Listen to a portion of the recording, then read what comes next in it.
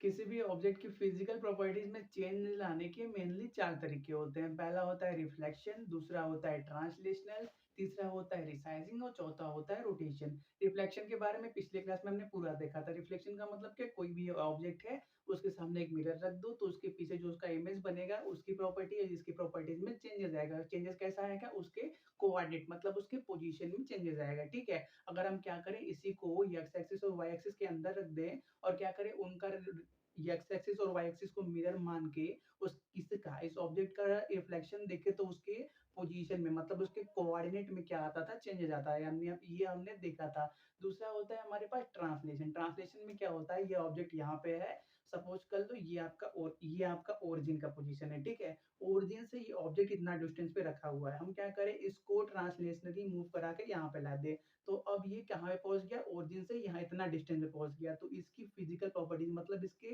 Distance में कहाँ से ओरिजिन से डिस्टेंस में इसके चेंज आ गया, तो इसको हम क्या बोलते हैं, ट्रांसलेशनल द्वारा किसी भी ऑब्जेक्ट की फिजिकल प्रॉपर्टीज में चेंज लाना।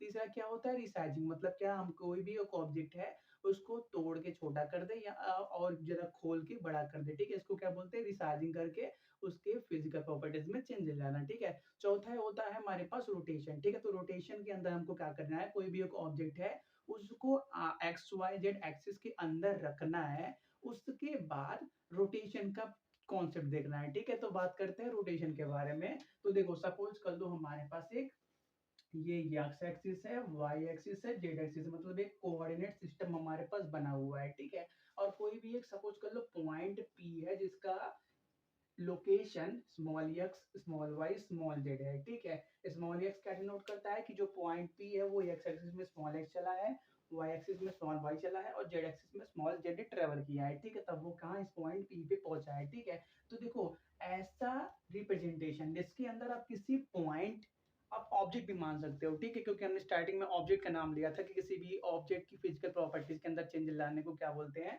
तो आप पी को एज अ ऑब्जेक्ट भी ट्रीट कर सकते हो। ठीक है, तो कोई भी अगर पॉइंट या ऑब्जेक्ट को उसका लोकेशन अगर आप small X small Y small Z के अंदर लिख रहे हो तो उसको आप क्या बोलते हो, पॉइंट पी का कार्टेशियन कोऑर्डिनेट बोलते हो। पॉइंट पी के कार्टेशियन कोऑर्डिनेट क्या है, small X small Y small Z. Cartesian coordinate एक सिस्टम है जिसके अंदर क्या करते हो, आप किसी पॉइंट को एक्स वाई जेड एक्सिस के अंदर वो कितना ट्रेवल किए उसके हिसाब से लिखते हो। ठीक है, तो कोई भी पॉइंट है उसको आप कई सिस्टम के अंदर लिख सकते हो। ठीक है, जब आप क्या करते हो small X small Y small Z के अंदर लिखते हो तो इसको बोलते हैं कार्टेशियन कोऑर्डिनेट। अगर आप क्या करो इसी पॉइंट पी को अगर आप एक दूसरे तरह के सिस्टम, कौन सा सिस्टम, पोलर कोऑर्डिनेट सिस्टम के अंदर रख दो तो उस सिचुएशन में जब ये इस सिस्टम के अंदर रहेगा तो पॉइंट पी को आर थीटा और फाई से रिप्रेजेंट किया जाता है। अभी सुनो आगे बात करते हैं कि ये क्या होता है। और एक और हमारे पास होता है,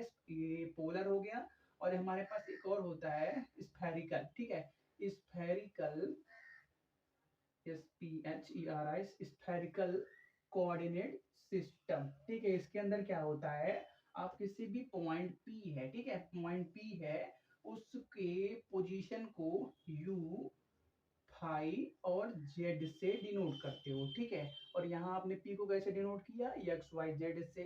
पोलर कोऑर्डिनेट सिस्टम के अंदर कैसे डिनोट करोगे पॉइंट पी को, आर थीटा फाई से। और स्फेरिकल कोऑर्डिनेट सिस्टम के अंदर कैसे रिप्रेजेंट करोगे उसको, यू थीटा जेड से। तो ये सब होते क्या है, हम क्या करते हैं पहले इसका एक सेपरेट वीडियो बना देते हैं जिसके अंदर आप इन दोनों के बारे में सीख जाओगे कि किसी एक पॉइंट को अलग अलग सिस्टम के अंदर कैसे रिप्रेजेंट करते हैं। ठीक है, फिर हम देखेंगे इसके अंदर रोटेशन के बारे में, रोटेशन कैसे होगा उसको भी देख लो। ठीक है, एक सेकेंड रुको।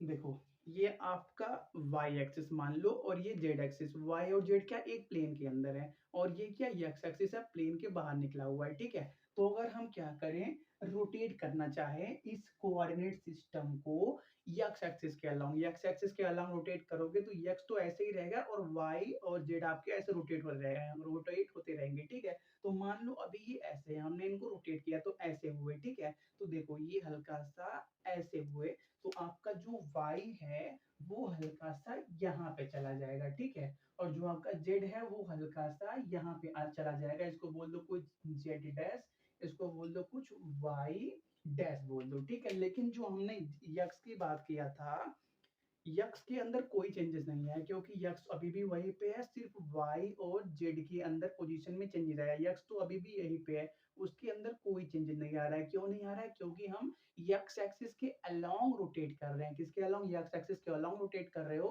तो यक्स में कोई चेंजेस नहीं आने वाला है। ठीक है, तो देखो पहले सपोज कर लो ये जो पॉइंट पी था इसको ओरिजिन से मिला लो। ये जो पॉइंट पी था, ठीक है,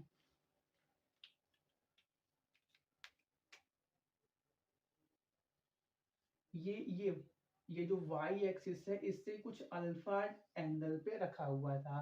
फिर हमने जब रोटेट कर दिया तो मान लो ये क्या, थीटा एंगल ऊपर हो गया, थीटा एंगल ऊपर शिफ्ट हो गया। ठीक है, तो अब ये जो y डैश हमारे पास बना और ये जो पॉइंट P है इसके बीच में एंगल कितना बचा है? इसके बीच में एंगल अल्फा माइनस थीटा बचा हुआ है। ये पूरा अल्फा, ये जो हमने हल्का सा रोटेट किया तो ये थीटा ऊपर चल गया, तो ये y डैश और P के बीच में कितना एंगल बचा? अल्फा माइनस थीटा बचा। तो ये जो कोऑर्डिनेट रोटेट हुआ मतलब एक्स वाई जेड की रोटेशन की वजह से किसी एक पॉइंट के रिप्रेजेंटेशन में क्या चेंज आता है, इसको हम बोलते हैं कोऑर्डिनेट सिस्टम के अंदर रोटेशन की वजह से जो चेंजेस आ रहा है। ठीक है, तो देखो हम क्या करेंगे इसी के बारे में नेक्स्ट स्टडी करने वाले हैं। तो पहले जो हमारा क्लास रहेगा वो हमारा इनके ऊपर रहेगा कि कोई भी एक ऑब्जेक्ट है उसको आप अलग अलग सिस्टम के अंदर कैसे रिप्रेजेंट कर सकते हो। ठीक है, फिर हम बात करेंगे आपके कोऑर्डिनेट रोटेशन के बारे में। ठीक है,